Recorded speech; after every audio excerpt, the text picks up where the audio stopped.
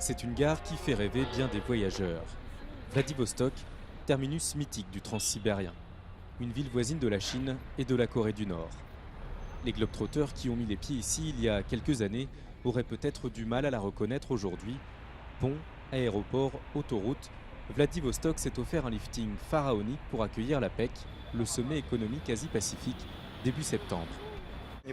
Tout ce qui a été construit, c'est pas mal, mais il y a encore des problèmes de transport. La ville s'est transformée, mais tout n'est pas encore terminé, c'est dommage. Symbole de ces travaux, ce pont géant, le pont à haubans le plus haut du monde. Un trait d'union de 1872 mètres entre le continent et cette île où est organisée la PEC et qui accueillera 25 000 étudiants une fois le sommet terminé. Vassili Avchenko a suivi les travaux à la loupe.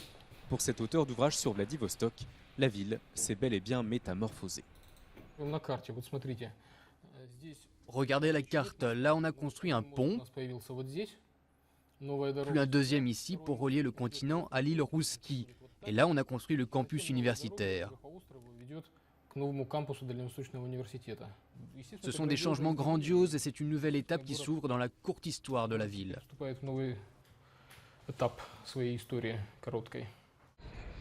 Jusqu'à la fin de l'époque soviétique, Vladivostok, qui veut dire le seigneur de l'Est en russe, était une ville militaire fermée. De l'histoire ancienne, car aujourd'hui les autorités veulent faire de cette ancienne arrière-cour de l'Empire une vitrine de la Russie en Asie.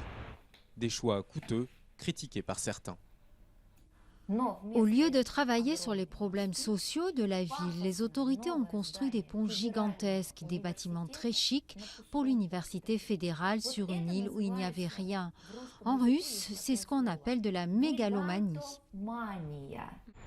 Au total, la facture des travaux s'élève à 20 milliards de dollars.